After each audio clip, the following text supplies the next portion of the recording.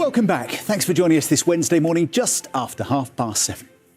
Now, hundreds of subpostmasters have reiterated calls for compensation schemes to be sped up during an explosive day of evidence at the Post Office inquiry. Be back in half an hour.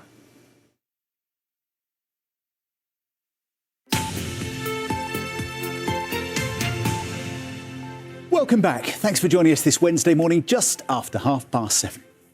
Now, hundreds of subpostmasters have reiterated calls for compensation schemes to be sped up during an explosive day of evidence at the Post Office inquiry. Yeah, the slow pace at which postmasters are receiving payments is said to have been overshadowed, though, by a bitter row between the former Post Office chairman, Henry Staunton, and the business secretary, Kemi Badenoch. Mr Staunton has claimed he was told to delay payouts to sub-postmasters who were wrongly prosecuted, something he reiterated under oath yesterday. Nick Reed, in his letter to me last week, says, "I've personally never been instructed to delay on compensation, nor have any of my leadership team to my knowledge." It sounds like he can write that because of the conversation that you had with him after your conversation with Sarah Mumford. He can write that because I said to him, we're not going to do anything that's not the morally right decision of continuing to pay compensation. And I did say to him, and if anything, we should accelerate it. So you stand by Absolutely. What you've said in public about the message you received from a senior civil servant that compensation payments should be slowed down to minimise the financial liability. Yes, I do. Well, afterwards, Alan Bates, who you'll know from the ITV drama, his case was dramatised, wasn't it? Well, he said outside the inquiry, in real life, that row we've just heard is a distraction. And he emphasised that the important thing was to keep the focus on victims getting paid. We can speak We keep now. coming back to this time after time after time. Pay people. There's a lot of distractions, a lot of other things are brought up, thrown up all the time. But just get on and pay people. Everyone keeps referring to the scheme, understandably, as a compensation scheme. But it's not, it's financial redress.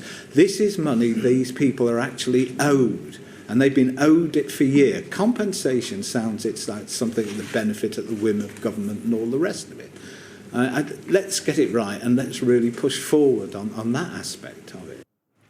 Well, let's talk now to another former sub-postmaster, Tim Bentnell, who also gave evidence to the inquiry yesterday.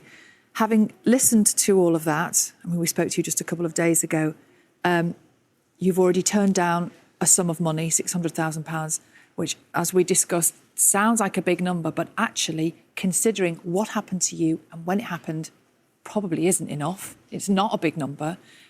Do you feel reassured or more concerned, having heard the evidence? Not reassured, certainly, and no more concerned than I was previously. Yeah, you're right. Frustrated? Frustrated is the right word. My conviction was quashed in 2021, and I've had to build my claim with my legal team for the last 3 years because Post Office have insisted that we evidence every kind of loss that we're claiming for. I was in my late 20s when I was prosecuted, so I had perhaps 40 years of business ahead of me. So, yeah, £600,000 is an awful lot of money to anybody. But when you've had your claim assessed by forensic accountants and they come back with a figure that greatly exceeds that, I don't see why anybody should have to settle for less than it's cost them. Really interesting when you're talking about what you have to evidence and how you have to put in this claim. Just talk us through, we probably can't deal with the technicalities of it, but what sort of paperwork are we talking about here? What do you have to provide? Well, that's the really hard thing, because this happened to me 14 years ago. To other people, it's 25 years ago. I know at one point, after the second site mediation scheme was kicked out by the Post Office in 2015, I had a little bit of... I suppose you could call it an episode, and threw a load of stuff away because you just think you're never going to get anywhere. And now the Post Office, who have been so bad with disclosure about everything, and probably hold a lot of information themselves still, are insisting that we have to evidence it.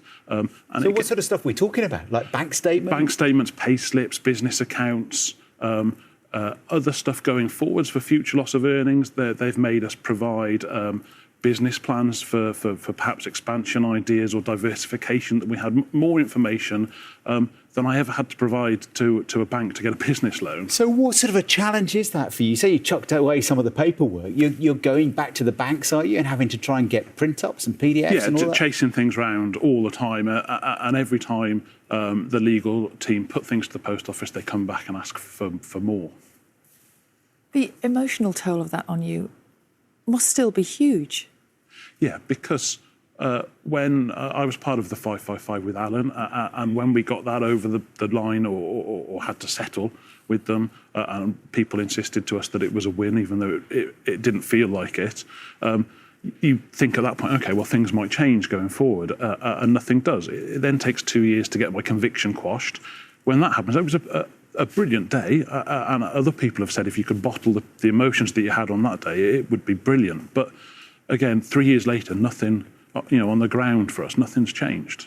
So a brilliant day then to clear your name, but that was it. And now just the start of the next chapter. Yeah, and it's frustrating because we've had to spend all this time and put all this effort and emotion into evidence in this.